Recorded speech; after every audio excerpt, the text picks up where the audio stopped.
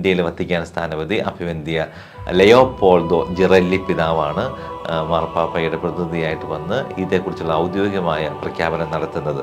വലിയ ഒരുക്കങ്ങൾ ആരംഭിച്ചു കഴിഞ്ഞു. പ്രത്യേകിച്ച് വിളക്കണ്ണൂർ ഇടവകയിൽ പ്രദേശത്തുള്ള മറ്റു പള്ളികളുടെയും എല്ലാവരുടെ സഹായത്തോടു കൂടി ഒരു 10,000-ഓളം ആളുകൾ എത്തിച്ചേരുന്ന ഒരു വലിയ സെലിബ്രേഷനാണ്. വിശുദ്ധ കുർബാന ആഘോഷമായ വിശുദ്ധ കുർബാന മധ്യയാണ് ഇതിൻ്റെ പ്രഖ്യാപനം ഉണ്ടാകുന്നത്. പ്രിയ സഹോദരങ്ങളെ, മലബാറിലെ ദൈവജനത്തിന്, കേരള സമൂഹത്തിന് മുഴുവൻ വലിയ ആത്മീയ ഉണർവിൻ്റെ അവസരമായിട്ട് മാറി. ഈ അത്ഭുതത്തെക്കുറിച്ച് വത്തിക്കാൻ പറയുമ്പോഴും കൃത്യമായിട്ട് പറയുന്നുണ്ട്, എന്തെങ്കിലും ഒരു അത്ഭുതകരമായ അടയാളം കണ്ടിട്ടല്ല വിശുദ്ധ കുർബാനയിൽ ഈശോയുടെ സാന്നിധ്യത്തെക്കുറിച്ച് നമ്മൾ വിശ്വസിക്കുന്നത്. ഈശോ സത്യമായ വിശുദ്ധ കുർബാനയിലുണ്ട്.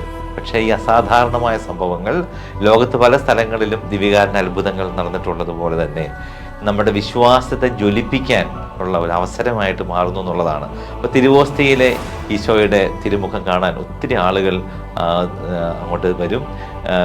നേരത്തെ ഈ അത്ഭുതം അവിടെ നടന്ന സമയത്ത് ഒരുപാട് ആളുകൾ എത്തിയിരുന്നു. അന്ന് നമ്മൾ ഇതൊരു ഔദ്യോഗികമായ ഒരു പ്രഖ്യാപനത്തിന് റോമിൻ്റെ അനുമതി വേണം എന്നുള്ളതുകൊണ്ട് അല്പം അതൊരു വലിയ ആവേശത്തോടു കൂടി നമ്മൾ പ്രഖ്യാപിച്ചിരുന്നില്ല. ഇപ്പോൾ അതിൻ്റെ എല്ലാ നടപടിക്രമങ്ങളും പൂർത്തിയായിരിക്കുകയാണ്. വലിയൊരു ദൈവജനത്തിൻ്റെ പങ്കാളിത്തം നടക്കാൻ പോകുന്ന ഒരു അവസരമായിട്ട് മാറും.